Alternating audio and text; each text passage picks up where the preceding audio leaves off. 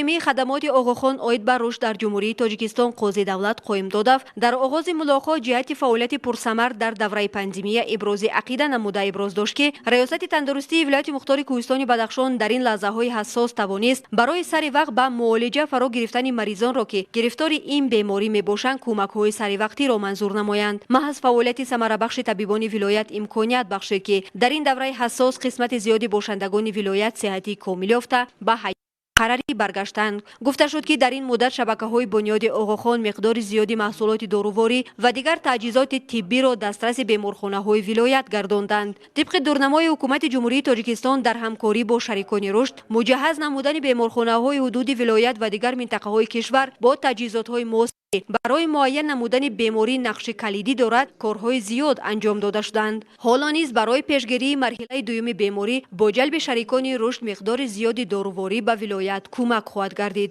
раиси вилояти мухтори Кӯҳистони Бадахшон Ёдгор Файзов саҳми ризокоронро баробари табибони ҳозиқ шоистаи таҳсин унвон карда фаъолияти густурдаи онҳоро дар давраи пандемия муҳим ва зарурӣ арзёбӣ намуд. дар ин росто намояндаи доимии хадамоти оғохон оид ба рушд пешниҳод намуд ки ин фаъолияти густурдаи ризокорон бояд ҳамчун як институт равнақ ёфта бари боз ҳам беҳтар намудани фаъолияти ризокорон намунаи ибрат бошанд.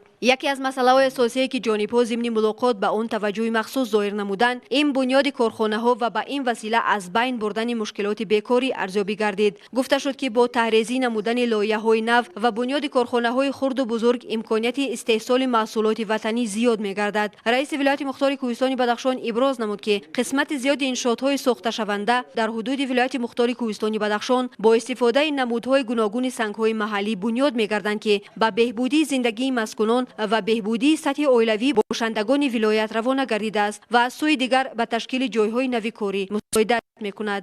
давоми чанд соли охир бо дастгирии ҳукумати ҷумҳурии Тоҷикистон ва маблағгузории шарикони рушд 28 адад хати оби нӯшокӣ дар шаҳру ноҳияҳои вилоят, чандин майдончаҳои зиёди варзишӣ ва биноҳои дигар сохта мавриди баҳрабардорӣ қарор дода шуданд. намояндаи доимии хадамоти оғохон оид ба рушд Қозӣ Давлат Қоимдодов ба масъалаҳои ҷалби сайёҳон ба ҳудуди вилояти мухтори Кӯҳистони Бадахшон, таҷҳизондани муассисаҳои табобатӣ бо ташхисгоҳ ва фаъолияти минбаъдаи ризокорон таваҷҷӯҳи махсус зоҳир намуда қайд намуд ки хадамотҳои оғохон новобаста аз ҳар як вазъияти фавқулода бо ҳукумати ҷумҳурии Тоҷикистон ҳамкор буда баҳри аз байн бардоштани мушкилоти ҷойдошта саъю талош мекунанд. баъди мулоқот муовини раиси вилоят Имадшозода Анвар, намояндаи доимии хадамоти оғохон оид ба рушд Қозӣ Давлат Қоимдодов ва директори иҷроияи фонди оғохон дар Тоҷикистон кишвар Абдулалӣ Шоев бо рафти корҳои сохтмонӣ дар бинои театри миллӣ ки барои 1000 ҷойи нишаст бинӣ гардидааст аз наздик шинос гардида фикру андешаҳои хешро бобати ояндаи ин кохи фарҳанг иброз намуданд.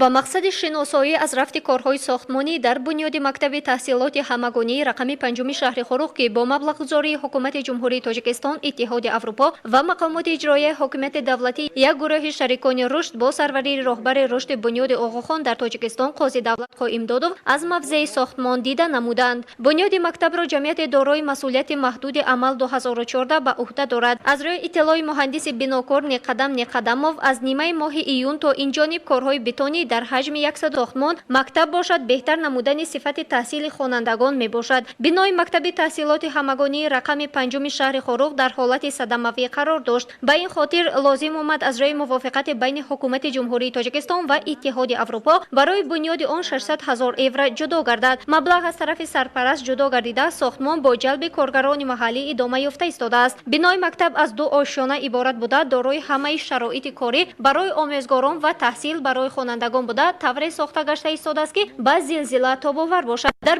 бунёди он инчунини дигар аз маводҳои гарми нигаҳдорӣ истифода мешавад, арз дошт муҳандиси бинокор Хушдилов. аз диди вай мактаб яке аз муассисаҳои беҳтарини таълимӣ дар ҳудуди вилоят мегардад. бидуни синфхонаҳо, кабинетҳои таълимӣ, толори варзиш, маҷлисгоҳ, ошхона ва дигар утоқҳои иловагӣ сохта мегарданд. анҷоми ҳамаи корҳои сохтмонӣ моҳи марти соли 2021 дар назар дошта шудааст. Қозӣ Давлат Қоимдодов дар суҳбат бо бинокорон қайд намуд ки онҳо бояд лоиҳаҳои тартиб дода амалӣ намоянд ки дар оянда آینده هم مهمیت خود را گم نکنند. بنیاد مؤسسه‌های تعلیمی یکی از هدف‌های اساسی شریکان رشد و حکومت جمهوری تاجیکستان به حساب می‌رود. در جمع آمد اینچنین دیگر لایحه تامین نمودن مسکونان محله بیزمیچ شهر خروغ از طرف مهندس مسائل آب نعمت‌الله دادی خدای معرفی گشت. لایحه از روی موافقه با اعضایان تشکیلات جمعیت محله بیزمیچ ترتیب داده شده کندن چاه‌های عمودی و برآوردن قبور آبگذر را تا موضع اهالی نشین در بر می‌گیرد. برای عملی نمودن آن مبلغ زیاده از $280,000 آمریکایی لازم است. عین حال باشد نیم مبلغ نام برده دسترس گردیده است. لازم می‌آید که برای با صفت بلند ساختن انشاءات آب تامین کنی مبلغ علاوه‌ای دسترس گردد. اشتراکچیان اظهار امیدواری نمودند که لایحه تامین مسکونان محله بیزمیچ عملی گشته